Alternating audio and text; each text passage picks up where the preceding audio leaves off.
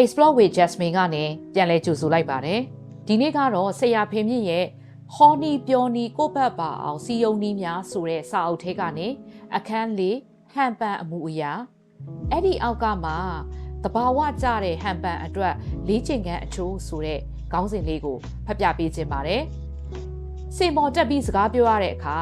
စိတ်ကသတိထားနေသလိုခန္ဓာကိုယ်အစိတ်ပိုင်းတွေကလည်းသတိထားကတောက်တောက်တင်းတင်းကြီးဖြစ်နေတတ်တယ်ကိုလက်အင်္ဂါတွေတောက်တင်းမှုပြေရောပြီးတဘာဝကြကြတက်တောက်တက်တာလှုပ်ရှားတတ်တဲ့အလေးအကျင့်ရအောင်လုပ်ပေးနိုင်တဲ့လေးချိန်ခန်းတချို့ရှိပါတယ်ကိုလက်ကြက်ခိုင်ရေးလေးချိန်ခန်းတွေလိုပဲအပြင်းထန်တော့လှုပ်ရှားမလိုပါဘူးတစ်မျိုးကိုတစ်နေ့လည်းရင်4-5ချိန်ခန့်စီအလေးချိန်ရအောင်လုပ်ရန်တာဖြစ်ပါတယ်ယုံယုံကြည်ကြည်လေးချိန်မှာတိတာသောအကျိုးကျေးဇူးများခံစားရပါလိမ့်မယ်အဲ့ဒီတဲကမှတဘာဝကြတဲ့ဟန်ပန်အတွက်လေးချိန်ခန်းနံပါတ်1အကြောင်းကိုဖတ်ပြပေးခြင်းပါတယ်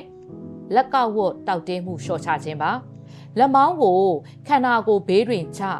လက်ဖြံကိုလက်မောင်းနဲ့တောက်မှန်ကြအောင်ချိုးထားပြီးလက်ဖြားပိုင်းကိုလုံးဝတက်တာစွာချထားလိုက်ပါထို့နောက်လက်ဖြားပိုင်း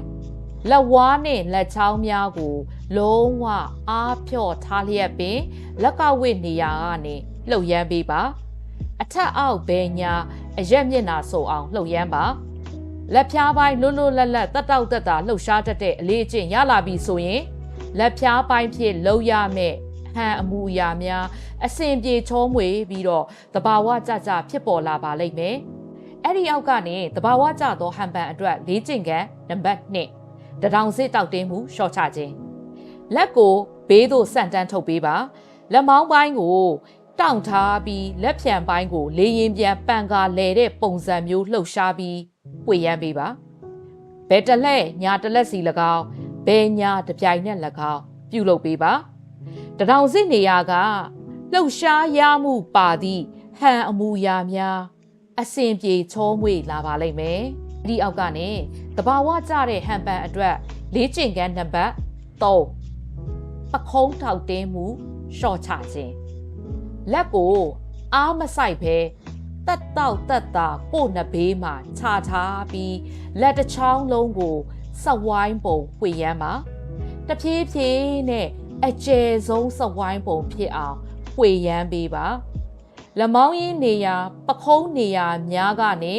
လှုပ်ရှားလှုပ်ဆောင်ရတဲ့ဟန်ပန်အမူအရာများလွတ်လပ်လွယ်ကူစွာလှုပ်ဖြစ်လာပါလိမ့်မယ်အဲ့ဒီတဲကနေတဘာဝကြတဲ့ဟန်ပန်အတွက်လေးချိန်ခန်းနံပါတ်4ကိုနေဟန်တောက်တင်းမှုလျှော့ချခြင်းပါမတက်ရက်ပါဘဲခြေကိုဘေးသို့ဆက်နိုင်သမျှဆန့်ကခြေပြားထောက်ထားပါ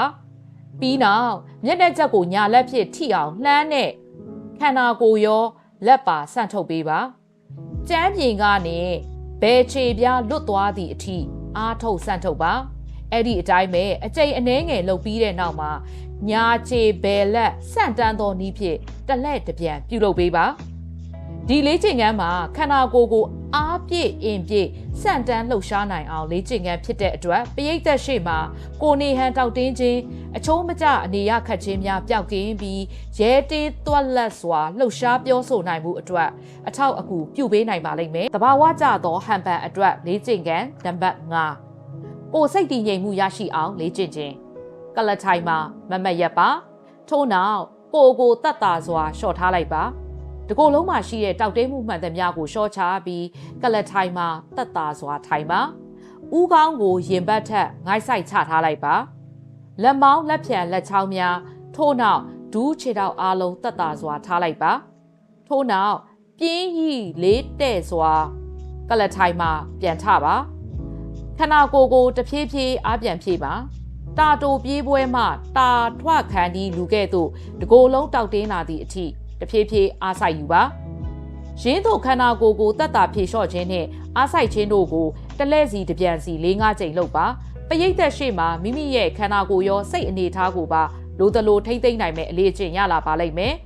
အထက်ပါလေးကျင့်ခန်းတွေကိုမှတ်မှတ်လေးကျင့်ပြုလုပ်သွားမယ်ဆိုရင်မိမိကိုယ်ကိုယုံကြည်မှုစိတ်ဓာတ်တွေတစ်နေ့တစ်ခြားတိုးပွားလာပါလိမ့်မယ်စင်ကြောက်စိတ်ပရိသတ်ကြောက်စိတ်များလျော့ပါပျောက်ကွယ်သွားပြီးတက်တာလွယ်ကူတဲ့ကိုနေဟန်ပန်ကိုလည်းရရှိလာမှာဖြစ်ပါတယ်နောက်ထောင်ပေးကြတဲ့တူဦးတယောက်ချင်းစီတိုင်းကို Jasmine ကကျေးဇူးအများကြီးတင်ပါတယ်